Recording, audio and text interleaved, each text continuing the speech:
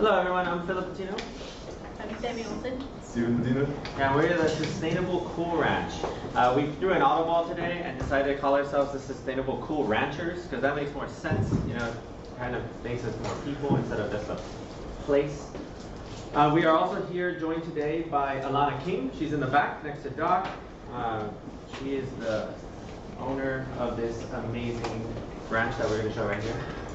Here it is. This is 32 acres, half of what they own.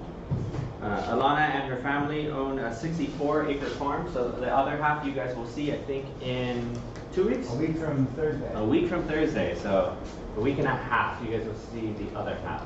It's very beautiful. This is the piece of land, though, that we are focusing on more. It is leased right now to an unknown buyer who has just been tilling the soil and just reproducing crops on it. And so what we are researching for Alana and Co. are ways to improve the farm's total overall use and also the soil fertility. As of right now, it has been tilled, it has been kind of degraded since it's only been leased, and they haven't really been attentive or focusing on this part. The other half is avocados mainly, and you guys will also see that too. Right, well, as Philip said, this is the area that we are focusing on. We have the problem with the lease there. The lease isn't up until March. So right now we are just researching ways to rehabilitate the soil. And we're focusing on 4 main components, which are land use, sustainable farming methods, soil rehabilitation, and we're also working towards grant applications. So for short-term land use, we have ideas of cut flowers or just temporary crops, just to just as the soil's sort of being rejuvenated. They also have, actually on the farm, they do have raptor perches, which are really good for pest control. And they're a really good alternative to chemicals and rodenticides and that sort of thing. So for long term, we're looking at dividing the acres up, and 20 acres probably for avocado, 10 acres for hops, 2 acres for experimental crops such as finger limes that are pictured.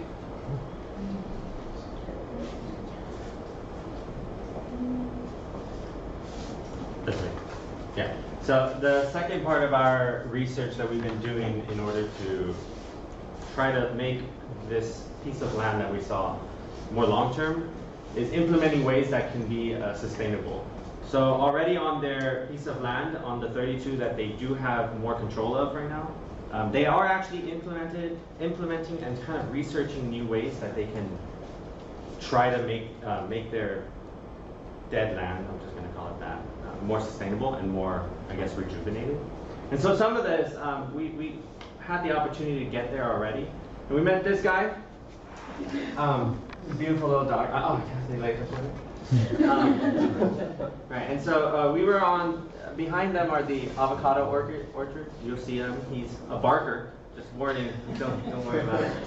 But what he's doing right now is he's actually rolling on some cover crop that Alana and family have already been trying to testing and trying to see how to get rid of invasive species. So this is a white clover, right? Yes, that's white clover. And as you can see, he's rolling around, he's playing and having fun, and he's not disturbed. It's a very, cover cropping is good for nitrogen fixing of the soil.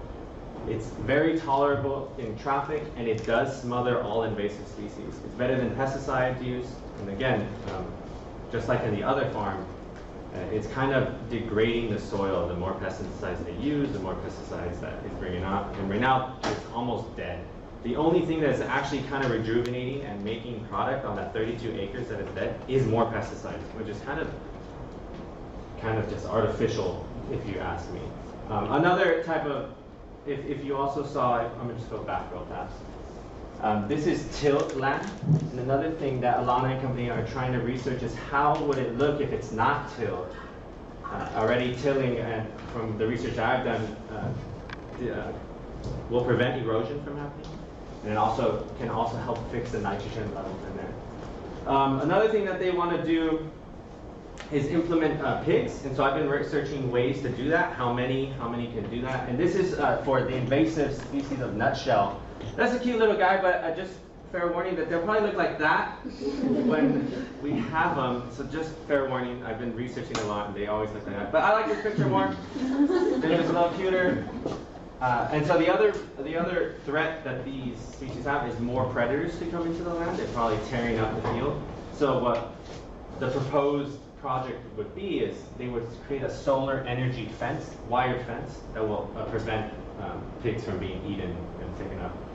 Other potential options for them that I've been researching are crop turning, which prevents all minerals from really being degraded all at once. Water retaining soils, which are essentially like sponges that hold in water, and especially in this climate where the drought can come and the drought cannot happen. Pest management, which we kind of see a little bit with the raptor boxes that they have, but this is more like this is a cute little guy. It's a ladybug, I think. But they also prevent other pests from coming in and like eating the crops. Drip irrigation systems. This one's a little tricky. So on the land, like Sammy was saying, she wants to, Alana King and family want to add 20 acres of avocado orchards. And so drip irrigation works for the base of that, but then it doesn't go all the way. Avocado orchards are big, they need lots of water, but I'm still determined to find better methods of irrigation than just spraying water. No offense, again. I'm trying to save money, we're trying to get this. And of course, I'm looking at how the cost and benefit of all this will happen for that full 32 acres. Will it be more beneficial to do this? I think one of the main goals is that we need to make sure, here goes even, make sure that as she is implementing these, as they are implementing these sustainable ways, that it's also cost effective. So one of the main components we were doing as a group is researching the soil rehabilitation of this farm, the 32 acres that we're looking at. And really it's important to understand the soil composition. And what we found is that there's 4 main components of the soil, and it's minerals, oxygen, water, and organic matter. And really they all need to be working in unison to have a healthy life support for the avocado trees that we're going to try to implement. And essentially what we found is that when soil is old, degraded, or damaged, it pretty much compromises the life support for the tree. And what we can see from this is less yield from the crop or a shorter lifespan. And this results from being deprived of organic matter, or also when the soil is severely compacted, it doesn't allow roots to spread properly or water to flow in. And so mainly what we were looking at is the plant nutrients that are necessary for plant growth, and there's two different groups that we can see, the macronutrients, which are like potassium or nitrogen, and then we can see the micronutrients, which are iron and zinc. And so it's important to find the different methods that we can incorporate this, and one huge method that I kind of was researching was the earthworms, and kind of like in compost, because they do break down crop residue, they initiate decomposition, and they just mix the soil with organic matter, and they kind of bury the organic matter also deeper into the soil. So this all plays a good effect into it, and also their tunnels allow the spread of the roots and water to flow through also in the soil. And as Philip had mentioned, we were looking at reducing tillage to no tillage also, and growing cover crops, and they're widely recommended for practicing for boosting the soil health. And this is because it reduces erosion, it allows more water capacity to be held, and also the cover crops, they can prevent weeds or control the weeds, and they also help with the fixation of nitrogen and carbon, which is important in the soil.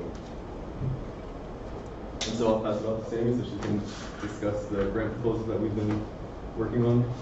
Yeah, so over the last couple weeks, we've been working on a grant that's actually due this Friday, or the proposal that's due this Friday. It's a grant conducted by the California Department of Food and Agriculture, and its funding is authorized by the 2014 Farm Bill. We're aiming to request between 50,000 and 450,000. So the duration goes for a couple years, and like I said, it's due this week. The purpose of it is to award funds for projects that solely enhance competitiveness of California specialty crops. And specialty crops are actually, can be fruits, vegetables, tree nuts, culinary and medical herbs and spices, or nursery, floriculture, and horticultural crops. So that's what we've been working on. We're continuing to look at the application, which Stephen will talk about.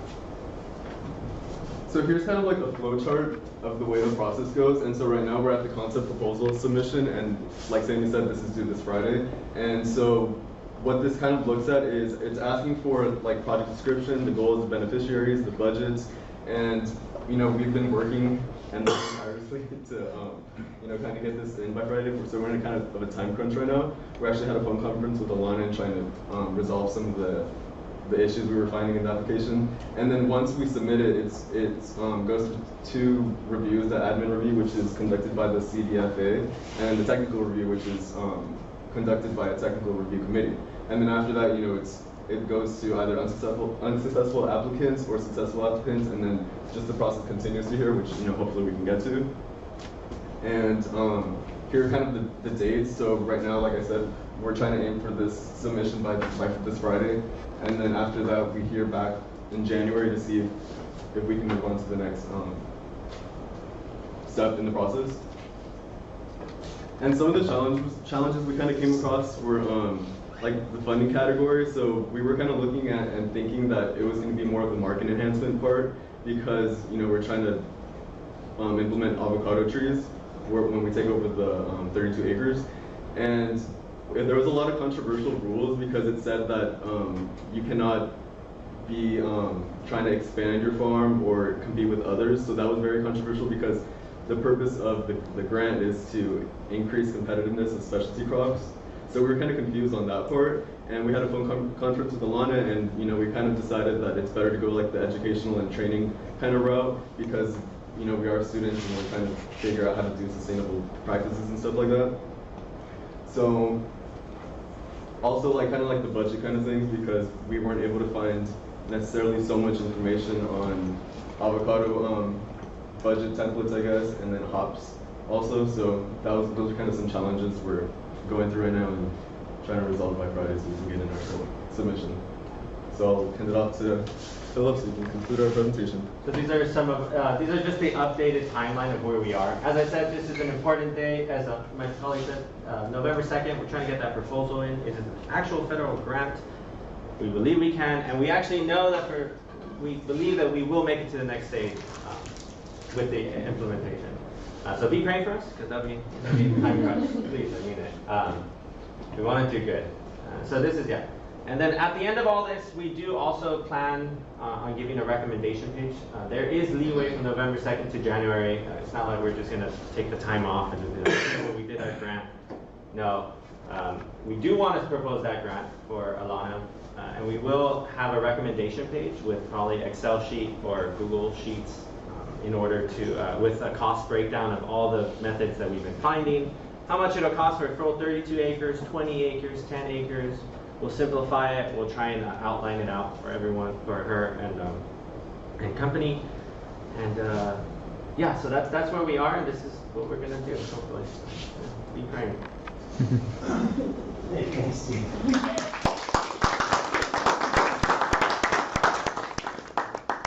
Questions from the group? So what's plan B? Like if you don't get the proposal, or you don't get the grant? We'll probably try to look at other windows for different grants that we can apply for, because we were looking at like healthy soil grants, and then what was the water? Yeah, there's water grants? There's 2 other grants that we have. That they're not open right now, so we can't apply for them right now. So those are kind of like the next steps that we'll kind of set up for Alana and the rest of the ranch. Out of curiosity, are like the national ones or the California ones like more confusing in order to apply for? So This one is kind of confusing. It's a national one. However, California has kind of their own regulations for it. So I was looking at the same grant, but in Colorado has different eligibility criteria. So it's kind of interesting on how federal and state are working together almost to implement this. Cooperative federalism. There you go. Thank you. Yeah. So does that answer your question? Yeah. Cool. Yeah. How did you reach the range from 50 to 450,000? Is that That's actually that's part of the grant that's part of the grant. template? Okay. It's interesting that if you actually request less than 50, you won't be eligible for this grant. We requested more. We're trying to aim for more than 50,000. Right. So it kind of seems like we actually need the grant. Yeah. And in the research we were doing on the hops, it was actually the numbers came out really Yeah. high. So it was like $270,000 that we found for just 10 acres of hops to build it up and then maintain it also. So we're definitely more than 50,000 right now. We found a whole spreadsheet that broke it down. Yeah. For 10 years. So. Cool. Thanks. Oh. Anyone else? Yes. I was just wondering, what are some of like the main requirements in order to be eligible for something like that? So it's nonprofit organizations, for-profit organizations, local, state, and tribal governments, and So Stephen was alluding to one of our eligibility criteria is that Alana and family will actually be educating the public, not just the school and helping students, but they will also be going out, reaching out to public schools around the area, and then also giving tours of their land in order to show them in this 3-year span what exactly the project they're doing and how the soil. So there was 5 criteria really, and the one that we picked was the education and research purposes. So this grant will be educating the public as well as helping the farm get back to life. Yeah. I have one quick question. I'm curious, you talk about some of the best management practices. I'm just curious, what are your sources for what kind of helpful things you found? scholarly Give you articles. insight. What's that? Scholarly articles. Yeah.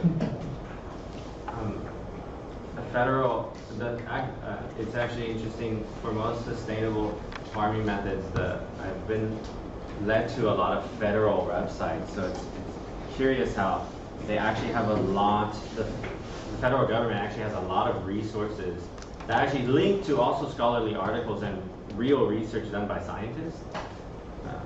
It's just interesting. It's kind of hard to find though. It's not right there saying like, this is how you can be better sustainable farms. You kind of have to click and click and click, and then it'll say like, you want to be a better sustainable farm? Question mark, and then click there. So, but the federal government does have resources and options. Have you come across yet the UC, I think it's mostly Davis, they have a lot of articles about. Yes. Yeah. Yes, I have. It's crazy. I don't know if I'm positive the federal government uses those sources, but they also have in-text citations sometimes linking to different studies and stuff. Yeah, I have been to the UC Davis's professors. There was like Walter or something, Professor Walter. I forget. All right, thanks, team.